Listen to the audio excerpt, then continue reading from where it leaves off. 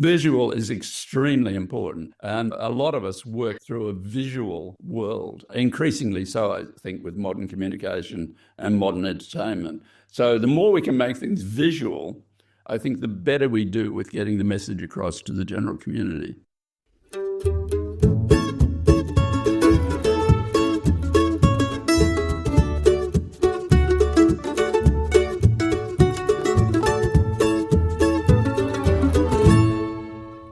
Hello, and welcome to Top of Their Game, the show where we speak with the people making communications clearer, fairer, and just plain better. I'm your host, Bob Milstein, a lawyer and plain language trainer, practitioner, and advocate. And I'm very excited that our guest today is one of the world's great communicators, Laureate Professor Peter Doherty. Trained initially as a veterinarian, Peter is an Australian immunologist and pathologist who, with Rolf Zinkernagel of Switzerland, received the Nobel Prize for Physiology or Medicine in 1996 for their discovery of how the body's immune system distinguishes virus-infected cells from normal cells. That discovery changed the science world's understanding of the immune system and continues to be used by medical researchers and doctors around the world in designing vaccines, understanding the autoimmune and other viral diseases, and even cancer. The Nobel Award also led to an increasing involvement in public science communications, both in his own area of viral pathogenesis and immunity, and in topics related to environmental sustainability and climate change. After working on infection and immunity at one level or other for 60 years, he moved to emeritus status at the University of Melbourne in July 2023, though he continues to be the patron of the Peter Doherty Institute for Infection and Immunity that is based in Melbourne, Australia. Peter is the author of many books, including The Beginner's Guide to Winning the Nobel Prize, A Life in Science, Sentinel Chickens, What Birds Tell Us About Our Health and the World, Pandemics, What Everyone Needs to Know, The Knowledge Wars, and An Insider's Plague Year. In today's interview, we pick Peter's very big brain on a wide range of communications-related issues, both in science and more broadly. And now, Professor Peter Doherty.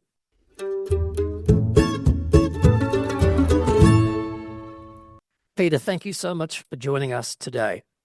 Pleasure, Bob. I wanted to start with some heavy-hitting questions about the Nobel Prize that you won in 1996. When you got the phone call, did you think someone was pulling your leg?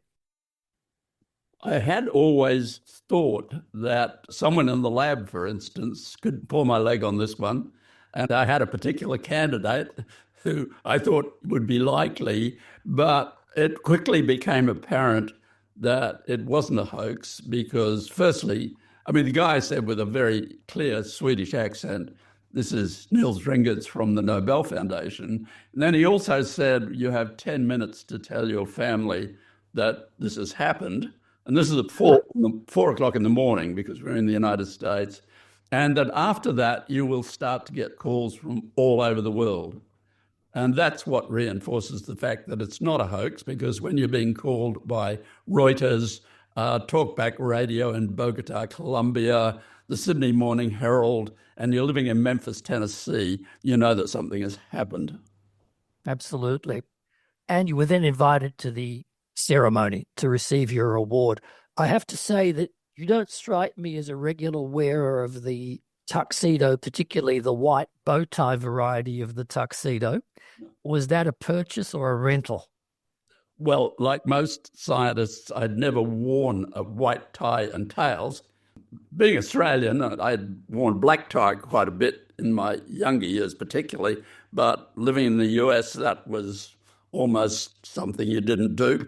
We rented the tux, and I went back on 3 separate other occasions at their invitation because I was doing some pre-Nobel public communication events, and on every occasion I rented the tux. It was just much more convenient. And has that experience exposed you to a network of Nobel Prize winners with whom you interact over the journey? To a very limited extent. There is no formal network of Nobel Prize winners. We don't have airport lounges dedicated to us or anything of that sort. But we do get to know each other a bit, and particularly people in your own field, the people who are part of your class of whatever year it was. And also, I got to know some more broadly because I was doing the public communication thing. Joe Stiglitz, for instance. Other than that, there is an annual event in Lindau in Germany where they bring a lot of Nobel Prize winners together to talk to. Initially, it used to be more high school students. Latterly, it's more university students and graduate students. And that Lindau event brings a lot of people together, and you get to know a range of people through that. I've stopped going to it, though. I'm now 85, and I'm not traveling very much. Last Nobel question, Peter. The medal, do you keep it in a special place? And if so, do you ever bring it out for show and tell? The medal itself is in a bank in a secure deposit. It's worth in excess of 250,000 US dollars. They've sold for more than $1 million. We do have several replicas of the medal that the Nobel Foundation sold to us, and I sometimes show those, but I think the one that I've got left, or the two that I've got left, may be in the bank vault too. Right. You mentioned your interest in your role in communications, public communications, and that's going to be a big focus of our chat today. But I wanted to take you back to the days of the very young Peter Doherty. What first sparked your interest in science? And was there a moment where there was a mentor who set you on your path? I didn't have a specific mentor. I had the example of an older cousin, a medical graduate, very, very bright man, who'd gone into public health. And his name was Ralph Doherty, and his group isolated the Ross River virus and tied it to the disease that it causes. So he's quite well known, and he was very prominent in medical circles. So I had that example. He was 13 years older than me. I thought I'd like to do something that had some meaning to it, but I didn't want to be a medical doctor. I was very young, age 16. I was a year younger than most of my classmates, and I didn't have a lot of empathy at that stage, and I didn't want to spend my life listening to sick people. I didn't realize, I decided instead that I'd study veterinary science and that I would work towards improving food production, because there was a great amount of discussion at that time about how we were going to get into trouble with feeding people. I didn't realize, of course, that pets and productive animals also have owners, which can be no less difficult than sick people. So I trained as a veterinarian with the idea of later going into research and doing research on diseases of domestic animals, which I did for 10 years, in fact. I'm, in fact, the only person with a veterinary training to have been awarded a Nobel Prize. And that prize was awarded jointly to you and Rolf Zinckernagel in 1996. Correct. We worked together at the Australian National University in Canberra. After 10 years in veterinary research, I decided that I needed to learn some basic immunology. So I was supposed to come back to Melbourne, Australia, to join the big government research organisation, the CSIRO. But I decided to spend a couple of years at the Australian National University learning about the new immunology of T cells. And while I was there, Rolf Zinckernagel arrived as a recent medical graduate to learn something about the same thing. And we just happened to be put together in the same very small lab, and we started to work together. And we worked together for about 2.5 years, and that led to a Nobel Prize more than 20 years later. And 1 year after receiving the Nobel Prize, you were offered Australian of the Year, and you accepted yes, that. Australian of the Year was awarded on a different basis from that used now, where it's kind of a competition between candidates from various states. The decision was made then by a committee that met in Sydney every year, and they would choose some individual to be the Australian of the Year. I got a call in Memphis, Tennessee, just before Christmas, telling me that I've been named as the 1997 Australian of the Year. That was somewhat of a surprise because I didn't know what that was. And secondly, I said, well, can I put it off for a year? Because, quite frankly, I have an extraordinarily busy year ahead. That's what happens with the Nobel Prize. You're the flavour of the year for the year following. And they said, no, not if you ever want to come back to Australia. So I took that on, and we came out a number of times and spoke in all the capital cities. And I spoke very broadly in town halls and in all sorts of venues and with various types of radio and television, and found that I was reasonably good in the public space. And that started me on a second career of public science communication with absolutely no training whatsoever to do that.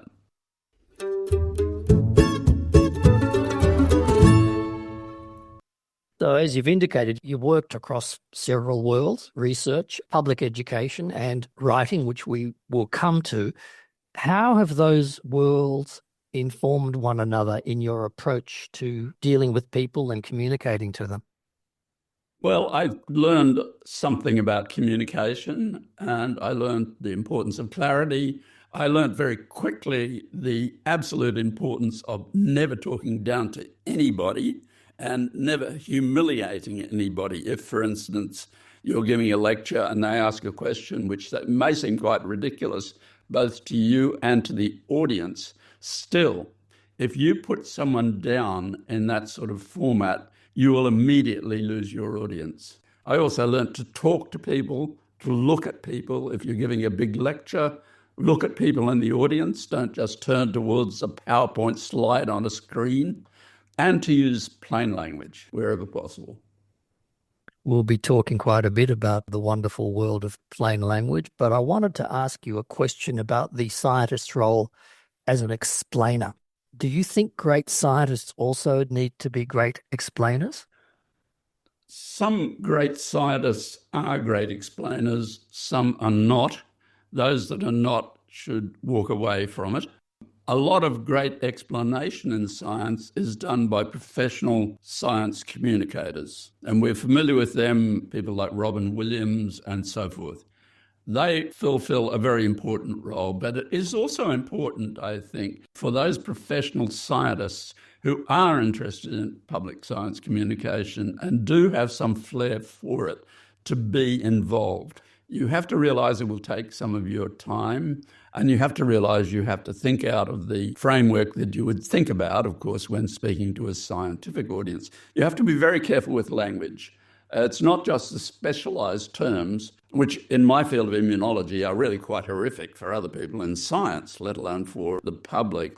It's also some ways of speaking and some assumptions we make in science that are not general in the community. For instance, the idea of probability and relative risk, which is absolutely central to his scientific thinking, is not necessarily a familiar idea in the public space, even though people, for instance, will wear a car seatbelt because they think they're safer if they do so, and that really is just on that equation. That issue of probability links back to the broader challenges of community literacy in general and scientific literacy in particular. Do you see that there's a future where the focus won't be so much on getting scientists the skills to communicate, but also helping bridge the gap by getting the community educated in a way that allows them to engage on a more informed basis with these difficult concepts? Well, we've been hoping that for decades, of course. We all assumed that a more educated community, that greater general education would lead us there, and that would give them understanding, and we would be living in a more sophisticated and more aware world. That hasn't necessarily happened. It is not the case that people have become more sophisticated in a general sense, so far as I can see. For instance, I learned no biology at school, though I've spoken over the years mainly about biology. So I don't think we can rely on that. There are great science teachers, and many people who enter science speak about the role of a science teacher, a high school science teacher, even a primary school science teacher. But we can't rely on that. We've got to find some better mechanism for engaging people. I mean, particularly on the arts side, will be automatically turned off whenever the word science is mentioned. And publishing science-related books, for instance, I think most bookstores, I haven't checked recently, would have a bigger astrology section than a bigger science section. As part of my Doherty due diligence for this interview, Peter, I did look at some previous interviews you've given, including one, I think, for the Oxford Vaccines Group earlier this year, where you talked about young Peter Doherty, pale-skinned Peter Doherty in the Northern Australian sun, having to spend a fair bit of time indoors because of the unhappy collision between that skin colour and the sun. But you said that one upside of that was that it did give you an opportunity to be exposed to some fairly heavy-hitting writing early in your youth, which your peers and more junior scientists tend not to be exposed to. Do you want to say a bit about that? Yes, I'm driven by curiosity, and I'm still driven by curiosity. That can be a bit unusual at my age, I think. And in fact, one of my senior colleagues made the remark to me early on, all good scientists remain perpetual adolescents. And I think to some extent that is true. I did live indoors a bit more than I would have liked to have because I got so sunburned. There were no sunscreens, none of the modern sunblocks. The only thing that you could do to stop yourself being sunburnt was to cover yourself with zinc cream, which made you look like the mime Marcel Marceau, because you turned absolutely white. So, yes, I did spend more time inside. I was also very embedded in classical music because my mother was a classical pianist who loved to play. And I read a lot. I read voraciously. I read crime novels that my dad brought home from his workplace library. And I went then and bought paperback books. And I read Camus and Sartre and Aldous Huxley. In fact, I was reading Camus, Sartre, Aldous Huxley at the same time I was reading Ernest Hemingway. So, very different types of writing and cultures. So, yes, that was unusual, that I was reading way outside the usual text. Also, I was learning French. The only foreign language I've ever had any real contact with was very important for interesting me in a different culture and actually getting me to use English grammar better. So I do value greatly that we studied some Shakespeare plays and we studied some great books at school as well. Do you think that early reading has equipped you with a set of communication skills that others in your field might lack?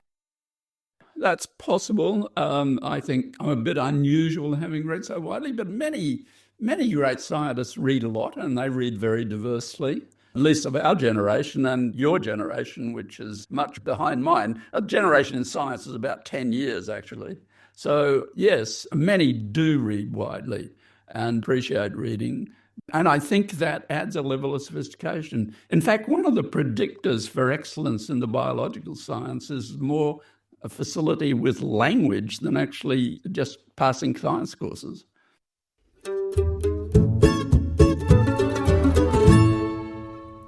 You mentioned that curiosity has driven you, and I'm imagining continues to drive you. How do you keep that spark alive today? Well, basically, I keep it alive by writing. I'm a writer. I've always been a writer. I did consider briefly when I was a high school student of trying to become a journalist. I would have applied for a scholarship in the Brisbane Courier-Mail, which became a Murdoch newspaper, of course, and I think by now I would be retired or dead and probably an alcoholic if I'd gone that road. But I decided not to follow my natural instinct, which was to be good in the literature type of area. And I decided to try and do something practical. I think it was a kind of a Hemingway model. I wanted to get out there and actually do something. And that's why I chose the veterinary science career. I mentioned earlier that Oxford Vaccines Group talk you gave. One other thing you said in that talk, and this dovetails neatly into our broader discussion of writing by scientists, is your recommendation to young scientists that they should write early and write often.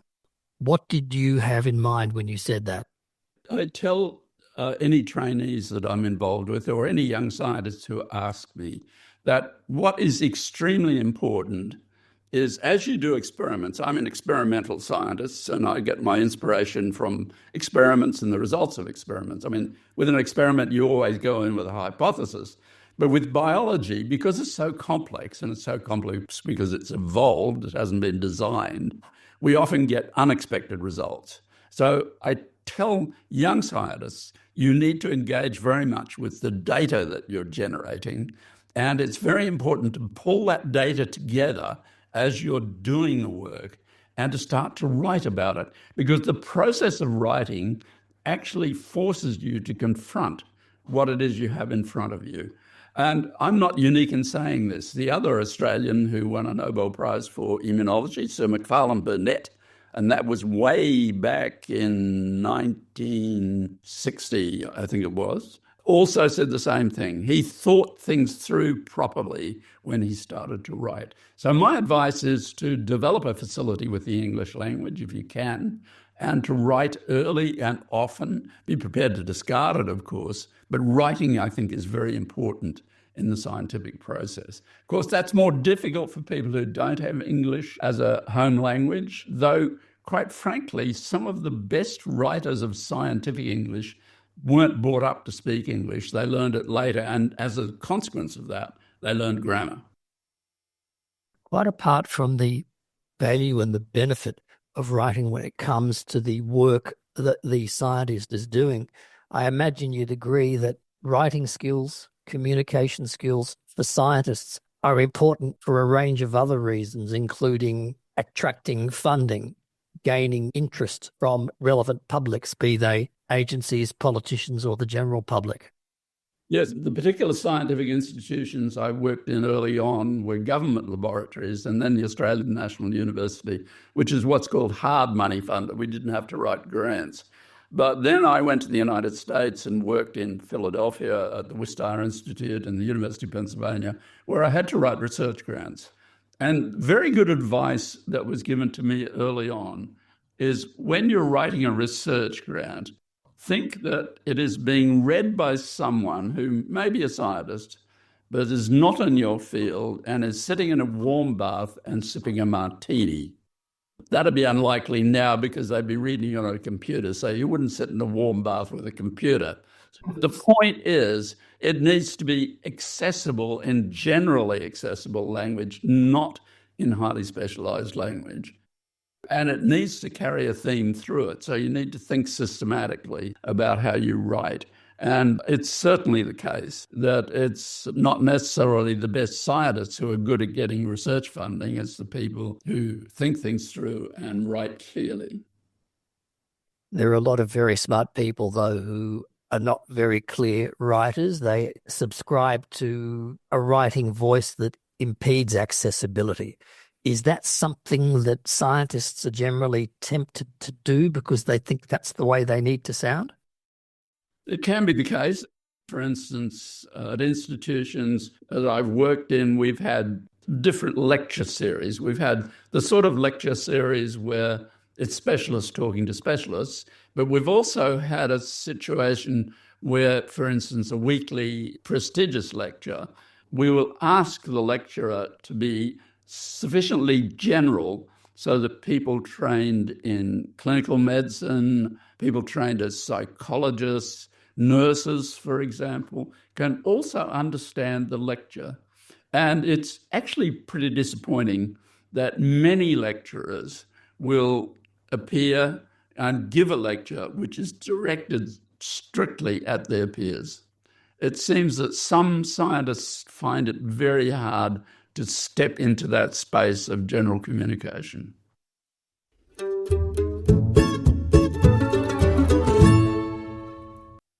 A little while ago, you touched on the importance of plain language communication, Peter. With that in mind, I wanted to have a bit of a chat about an international initiative that's potentially of immense value. The International Organization for Standardization released some years ago what it called Part 1 of the International Plain Language Standard. It's a multi-part initiative. Part 2 has been released, which contains a supplement of the topic of legal communications, but Part 3, as we're speaking today, hasn't yet been released, but it will deal with the topic of science communication. Do you see potential, indeed actual value, in disseminating that kind of a resource to scientists of today and tomorrow? And if so, what potential value does it have? And indeed, what limitations might apply to it? Of course, it's good to do that, and it's good to try and put these general pointers out there. The problem is to get the scientists to actually engage. And unless you're requiring formal coursework in, say, science communication, that may be difficult. Though now most science training, even in cultures like ours, where we don't require coursework of our PhD trainees, and of course the PhD is the ticket for a scientist, most of them will require that the candidate learns how to write a research grant. So it could be useful for those people and for them to engage with that. But having the guidelines there is good, but it's only when you actually start to write that you learn anything. Yes. I think you have to do it. And so it needs to be introduced to them by their supervisors, and they need some examples. And of course, not all supervisors are good at it anyway. So yes, it's useful to do. It's good to have those standards out there. It's good to emphasize the fact that, for instance, when you're trying to communicate, the first question is, what am I trying to communicate? Why am I trying to communicate? And who am I trying to communicate with? I mean, that's absolutely central. I will often be asked to give a lecture, and they don't really tell me who they want me to talk to. And I have to get back to them and say, am I talking to specialists? Am I talking to the general public? Am I talking to children? What is the audience? Because the audience really determines how you communicate. In partial reflection of that audience focus, that science writing standard, in fact, is split. It deals with what it defines as science writing as opposed to what it defines as scientific writing. When it comes to the latter, I think they're talking about peer-to-peer communication as opposed to more public-oriented writing. Yes. A very good example of the difference would be the journal Nature, which is one of the most prestigious journals in the world and a very old journal. You will have scientific articles in that journal that are very complex and really can be quite opaque to read, even for other scientists. But then you will also have a set of what are called news and views, where an editorial person or a science communicator has taken the message in that particular piece of science that they think is important, and they put it in plain language that any well-educated person can read. So yes, we very much need that second part. I got very excited when I saw that Nature's guidelines to authors suggested that they should default to writing in the active voice. Yes. And that is kind of unusual for scientists. They don't necessarily think in that way. But Nature itself, I mean, with scientific articles, this is another issue, and it's a problem in science. They tend to be so over-reviewed that what may start out as a nice, clear piece of writing will end up being very garbled by the time it's published. I have a bit of a quarrel with it, but they're partly responsible for the inaccessibility of a lot of science writing, as far as I'm concerned. You mentioned the opacity of some of that writing. Is that sometimes absolutely necessary and unavoidable, or are there ways to maintain precision, yet make the reading journey a bit more engaging? Well, when I started in science, you would have often 1, 2, or 3 authors on a scientific paper. Now, because of the complexity of modern science and the capacity of modern science to do extraordinary things, any particular serious bit of scientific work may have 20 or 30 authors on a paper. And the reason for that is different people command different technologies and different approaches that can help solve the problem you're trying to attack. So you have a multi-author paper which can often read as though it's written by a committee. But even if you get that clear and you get a logical thought line running through it, often these things for the so-called prestigious journals are so over-reviewed that they become very garbled. And part of the problem is the unwillingness of editors to actually let the scientists say clearly what it is they want to say. I think editors have to be able to say to themselves, look, what this reviewer is saying is fine, but we don't need it for this particular publication. We don't have to encompass the whole world in a single scientific paper. I think there are a lot of problems in the professional scientific writing and publication space. That's one of them. The other one, of course, is that a whole lot of journals, particularly online journals, have come in that are really not respectable in any sense whatsoever. Are there, in your view, any other significant barriers to clarity in modern scientific writing? Well, the complexity of it is always a barrier. I mean, you don't write a modern science paper for a general readership, even though that paper may be accessible through open access. And that is a problem. And I actually wrote a book about that called The Knowledge Wars to try and tell people how a scientific paper works. Well, that's part of the book, and how you access it as you read it. For instance, it's a very formal structure in our field. There's an abstract, an introduction, results, materials and methods, and a discussion. In the discussion, ideally, you should be able to speculate quite a bit, and you should say, well, what if, and this sort of thing. Often an inexperienced reader will take points from the discussion, which may be put forward as a bit of a way out possibility, and think that they're gospel. It's difficult. And I don't think many people read the book. I don't think many people are all that interested. And in fact, in the general public, people who try to access science, they can access it in exactly the wrong way. What you're trying to do in science is trying to find out what's right. So what you're trying to do is let the data instruct you. We're instructed by nature, is a term I often use. And you're trying to understand what it is that's actually happening. People who access science from the broader spectrum may be trying to find the science that supports something they believe. And they will go through scientific papers, cherry pick this or that, and use it as an argument to make their case. That is exactly the wrong way to approach science, and it's toxic.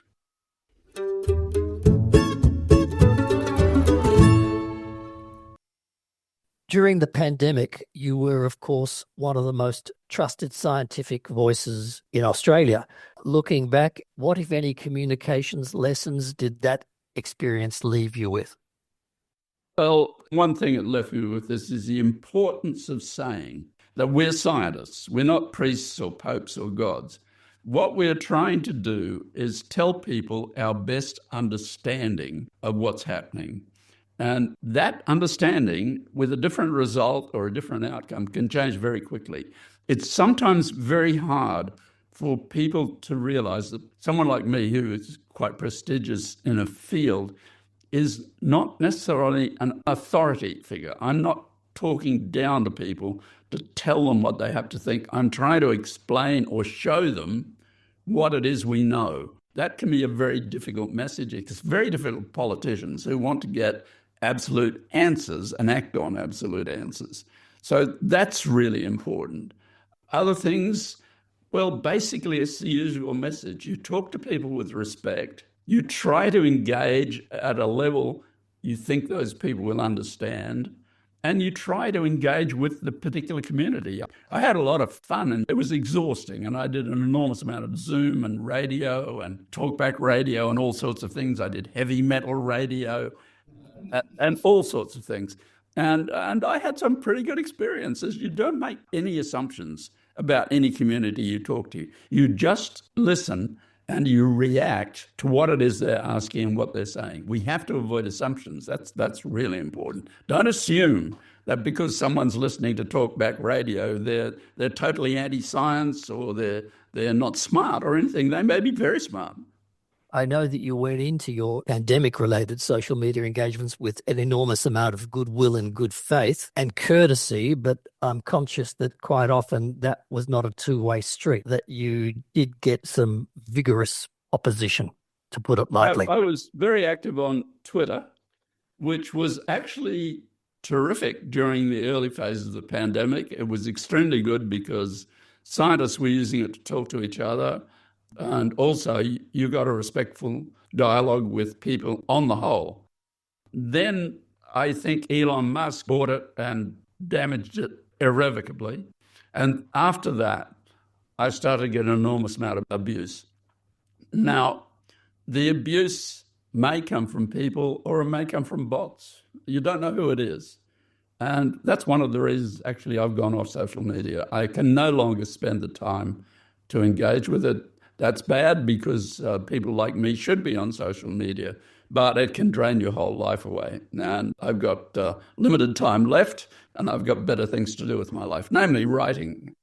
So I've gone off all social media, and now I'm simply writing long-form books, if I'm writing at all. And that is much more satisfying and I think much more worthwhile. But we need young people, particularly active on social media. I think YouTube is a very good way of communicating. And one of the things we need with YouTube is a lot of very good animations, because a lot of scientific concepts are very hard to explain in words, but you can explain them very easily with a good animation.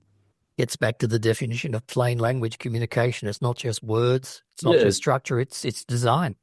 Visual is extremely important, and a lot of us work through a visual world, increasingly so, I think, with modern communication and modern entertainment. So the more we can make things visual, I think the better we do with getting the message across to the general community. I'm not sure if I should mention this, Peter, but I can't let our social media discussion pass without reminding you about the challenges of distinguishing a Twitter feed from a Google search. Yes. One of the reasons I ended up with a very large number of followers, I forget how many it was, but it was a hell of a lot, was that I mistakenly tweeted, "What are the opening hours for Dan Murphy, the local liquor store?" I thought I was putting it in Google and I put it in a tweet. That actually was very good because it made people realize my Twitter handle, which had been developed by my publisher, had prof at the beginning of it, which was a mistake. And they realized that this so-called prof guy is just like everybody else and makes mistakes. Yeah. If the Australian public wasn't already in love with you, that sealed the deal, in my view. That was just a huge bust for everyone. Right. Yes.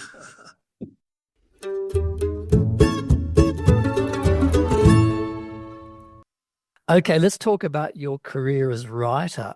You've written for both research journals, of course, and general readers. Peter, what changes in your mindset when you switch audiences? Well, you've got to decide who you're writing for, what you want to write about, and how best to put it out there, and why you want to do it. And so you try to write in as plain language as you can. Even so, I was still on a learning curve with trying to write this stuff. I was writing books about science. And even my attempts to put science in the most accessible language was still very difficult. So it is extremely hard to do good science writing. And good scientific communicators are to be greatly valued. I mean, David Attenborough, for instance, is extraordinary. But he's not a writer. He's working visually with a big production team. I do think these people have to be highly valued. Do you have a particular writing process? I just sit down and write. You don't agonize about it. You just start to write. And you don't necessarily have to get it all clear in your mind before you start to write, because it will clarify as you write, and then you have to go back and edit. I think the important thing about writing is not put all sorts of hedges around it. Don't say, I have to have a proper writing room. My office is not set up properly. You can write in an airport departure lounge, you can write on a plane, you can write just about anywhere. Don't put all hedges around. If you want to write, start to write. When you've done your own editing, I assume you also hand the manuscript to an external professional editor. Yes, my wife. Oh. Penny, an extremely critical editor. She reads it. And then, of course, once you submit a book, for example, your publisher will either have one of their people look very closely at it, or they will maybe send it to someone who's professional in the field to read, to comment on. That happened a bit early on, but latterly I found that people are just pretty much accepting of what I've written. Are there any writers, in particular science writers, who you admire and maybe you even seek to emulate in your writing? Not really. I haven't spent a lot of time reading other people because I don't want to write like them. I don't want to be copying someone. Macfarlane Burnet, who comes from a much earlier era when people did read science books more commonly, was a wonderful writer. Sir Peter Medawar, who shared the Nobel Prize with Burnet, was also a wonderful writer, wrote with great clarity. And so, yes, I'd read them a bit, but basically I've just done my own thing. And I don't want to be emulating someone else. So in your experience, what's the hardest part of translating complex scientific ideas for a non-specialist audiences in your books? It's not so much in the books that I tackled that. I assume that the person reading the book is probably reasonably well educated and capable of handling complex ideas, because that is, in fact, the readership. But I did do a weekly blog for our institute's website. It's called Setting It Straight. And that was through COVID. And I wrote 120 pieces week after week, and then actually ran out of steam, and we ran out of information, in fact, because the science wasn't moving fast enough. But there I tried some rather fanciful types of examples and so forth, and had a bit of fun with it. Basically, wrote some things that were possibly a bit outrageous, but I enjoyed writing. Outrageous in the sense that normal scientists would not normally write like that at all. Well, when you mention a bit of fun, I think anyone who's ever seen you present, Peter, will observe that you use humour freely in your talks. Is that deliberate, or is just that the way your brain is wired? That's who I am. And basically, I think a lot of good communicators have some humour to them. Some don't. I mean, I don't know if David Attenborough's all that humorous, quite frankly, but he's a great communicator. No, I do use humour. It's a bit my background. In fact, I've been thinking about that recently. I'm a quarter Irish by heritage, and I think I've got a bit of that Irish blarney, if you like. Also, I was raised as a Protestant in Methodism. Methodism at that stage was an evangelical religion with a lot of lay preachers. So I'm a bit of a lay preacher as well. I know you mentioned that you'll assume that whoever's going to pick up one of your books is a reasonably intelligent person and motivated to pick the book up. But when you're writing, do you have in mind a particular reader to whom you write? Maybe a curious teenager or a policymaker or someone who thinks they don't get science but would like to get it? Not necessarily. I'm trying to write for people who don't necessarily engage with science but have some clarity of mind. And I don't try and target it specifically. One of my colleagues has suggested that we should get together and write a book for children. I'm not sure that I would be good at that.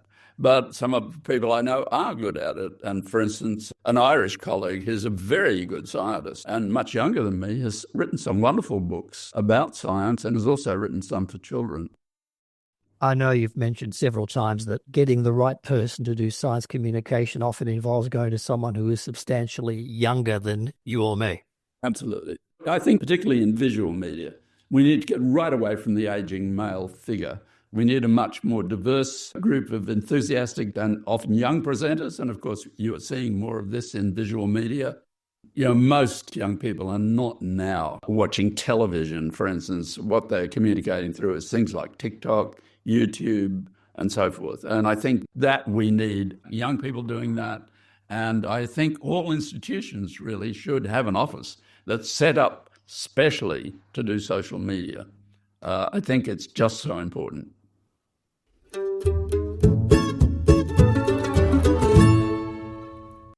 One other thing that I'm guessing may be very important is the role of generative AI in communications. Do you have a view as to its desirability, its potential utility on the topic of scientific communication, peer-to-peer, and lay-facing communication? Bob, I really haven't thought about this or engaged with it. I'm not using it. You know, that's for next generations as far as I'm concerned. Now, when I do a Google search, the first thing that comes up is an AI summary. That can be very useful, but I've found at times that I know something and I want to find it, and the AI summary won't acknowledge it exists. And in fact, I think it must be in some way controlling the search because the search seems constrained to support what's in the AI summary. I'm very suspicious of it. I'm afraid AI is going to narrow our thinking very substantially, and that would be very bad for science. Why do you think it would do that? Because it's taking what's out there, and what's out there depends on what's put in. How does it gauge quality, for instance? And, you know, we have a lot of people putting out sheer disinformation in areas like climate science. What's one thing people often get wrong about scientists? Well, people tend to think of scientists as cold, hard, intellectual types who are very isolated and have some sort of God complex and godlike superiority. Scientists are just like anybody else, except they obey a certain set of rules that requires them to try and tell the truth. And actually, a good laboratory with people who like each other and get on is a very nice social environment, and they party a lot and all sorts of things. Nobel Prize winner in my sort of area, Jim Allison, for instance, has his own rock band, and various people play music in bands and stuff. They climb mountains, they do dangerous things, they go surfing. I mean, scientists are just people like anybody else. They're not different and they're not weird. Some of them are weird, but then some in any profession are likely weird. They're just people. And it's not an isolating life. It is intense at times and hardworking, but it's a very satisfying life. And I think discovering, as I did, something that nobody has ever known before, ever in human history, is really pretty satisfying. You know, in literature, I've written a lot now, and everything I've ever said in a general sense has been said before. Shakespeare said it, or Homer said it, or Jane Austen said it, or something. But in science, you can be saying things that nobody has ever said before because nobody ever knew. Now, that may be that what you're saying is only accessible or of interest to a few people, but sometimes it's actually quite important, and that's why we get Nobel Prizes. One other feature of scientists that I think the public has assumed, and it was very prevalent during the pandemic, is that they think that you are the font of truth. And as soon as you change that truth because the data leads you to a new insight, they lose faith in science, when in fact that's what science does. That's what science is. That's what science does. We're constantly reinventing. We're constantly probing. The way you make a reputation in science, or one way you can make a reputation, is to disprove something that everyone's always believed is so. And so I always try to present things in the sense that our best understanding is that.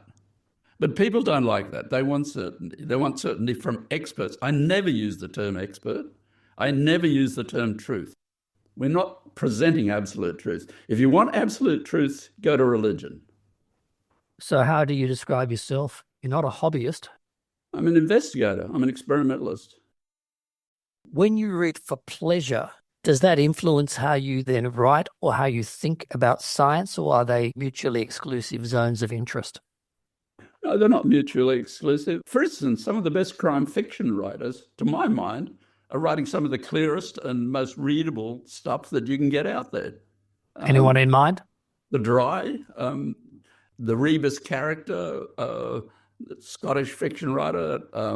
There's a whole lot I read a lot of crime fiction, actually, for relaxation. I think they're investigators. They pick up great plots and often very well written. Literary writing at times can be rather inaccessible. I'm at the moment struggling a little with the most inaccessible writer in human history, which is James Joyce. James Joyce. Ulysses. I mean, you need a companion to even get into it. And people love his writing, particularly people who are graduates of American English programs, I think, because it is revolutionary writing, and nobody's ever tried to write like it since he did it. It's basically, as far as I can see, it's a kind of poetry. It's stream of thought that hasn't been edited to translate into either language or communication. How are you finding it? It's kind of intriguing. I'm writing it because I'm writing a book that's basically about being on the Celtic fringe as a result of my name, particularly, which is very, very Irish and a very old Irish name. And the fact that I've had a lot of interaction with Ireland since the Nobel Prize simply because of my name, and the fact that if I walk into a pub in Dublin, I look Irish. But as long as I don't open my mouth, I can pass for Irish. I've got that washed out pinko grey look that's very classic, and there's a certain unreliability of character as well. Putting aside any Joycean linguistic idiosyncrasies, do you have any language pet hates, or on the flip side, words you just love? One word I absolutely loathe in science, and scientists use it all the time, is revealed. We're not about revealed truth. Revealed truth is for priests. Don't reveal. we discover maybe we're not into revealed truth. I loathe it. I've got irrational loathings in English. Don't we all? I think we probably do. Peter, if you had to write a one-sentence manifesto for science comms, what would it be? Know who you're talking to, be clear and be concise. Audience and purpose. Yeah, it always comes back to that. Across your global career, and I know you've spent large chunks of it in Memphis and also in Australia, have you noticed differences in how scientists from different countries communicate or how their audiences respond to those communications? Not really. I think science is a universal culture and a universal language. If you look at the recommendations of scientists, you look, for instance, at the people who set off the nuclear bomb. Afterwards, many of them were horrified by this. Some of them went into biology. But basically, they say this: we must work together across the planet. And that's science. We work together across the planet. So isolationism is not for us. We're dealing with global realities, we're dealing with universal realities, and we have to work together. So no, you can get a bit of a different flavour, but basically we're all playing by the same rules, no matter what culture we work in or what language we work in.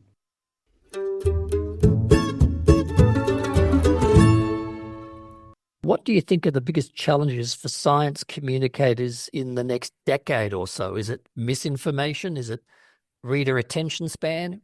Yes, we're living in a world where there is active and virulent and evil disinformation. This has been put out for years, for instance, by the fossil fuel companies, who at their basis are doing enormous damage. It's when science and money get at cross purposes.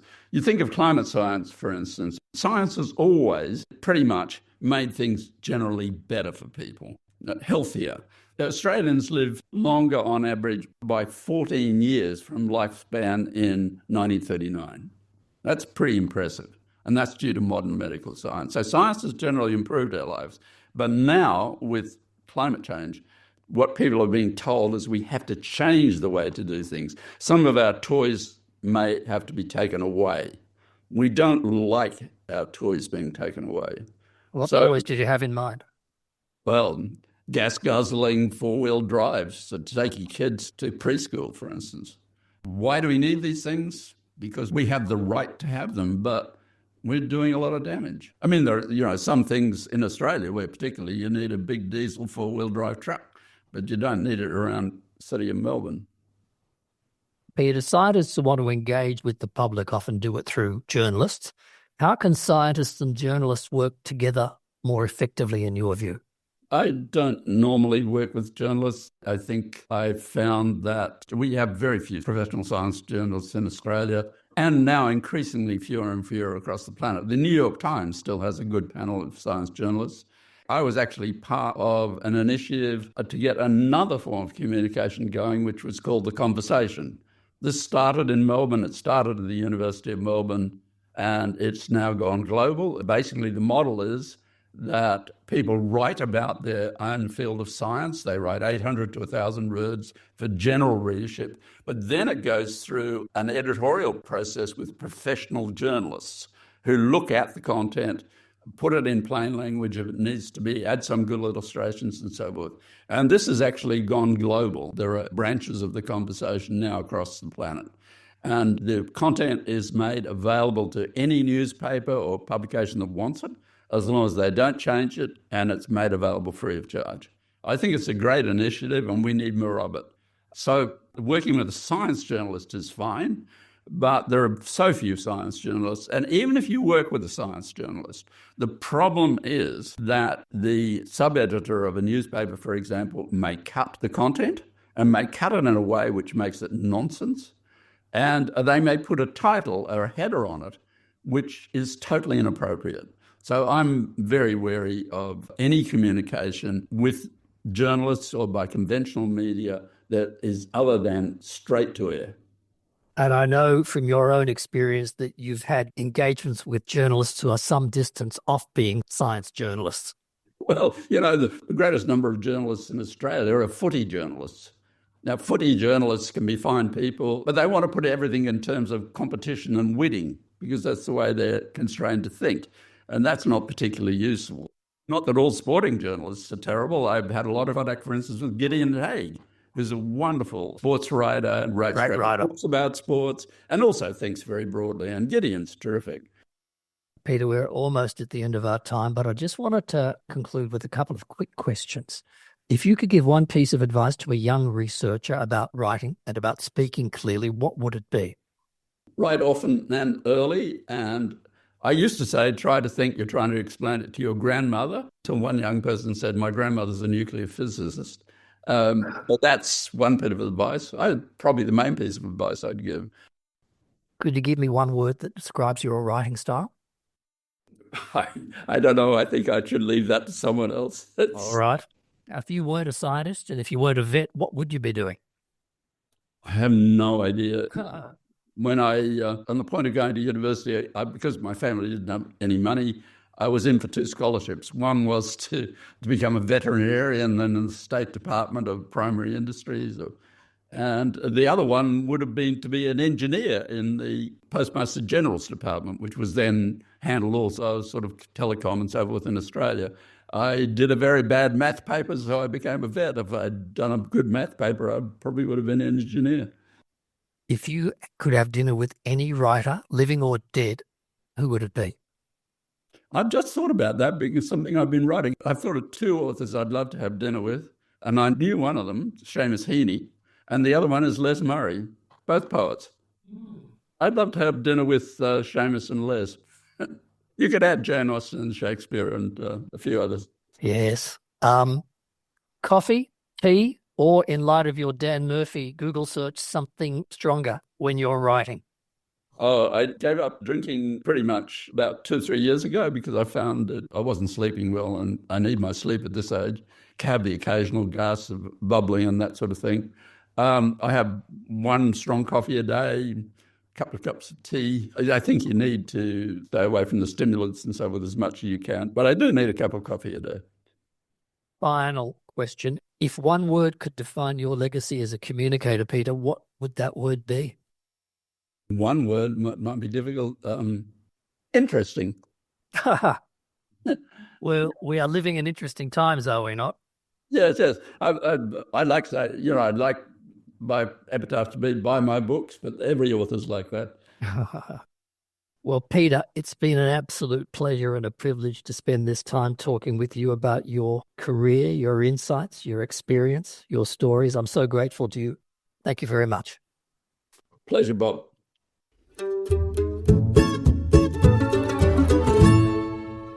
For those who've only heard Peter for the first time in this interview, I think you'll understand why he's globally celebrated as a spectacular communicator. It was a little surprising to learn that his first passion was writing, something he's now returned to in earnest over the last few years. And of course, he reminds us that the process of writing is, for scientists and others, the process through which we start to think and to sort out our ideas. To learn more about Peter's work, be sure to check out our show notes. Top of Their Game has been brought to you by In-Game Learning, the most fun you'll ever learn. Visit ingamelearning.com and see just how much fun online plain language training can be. If you enjoyed today's episode, share it with a colleague, leave us a review, or better yet, rewrite something terrible and send it to us. We'll love you forever, and so might your target readers. I'm Bob Milstein, and until next time, go forth and clarify.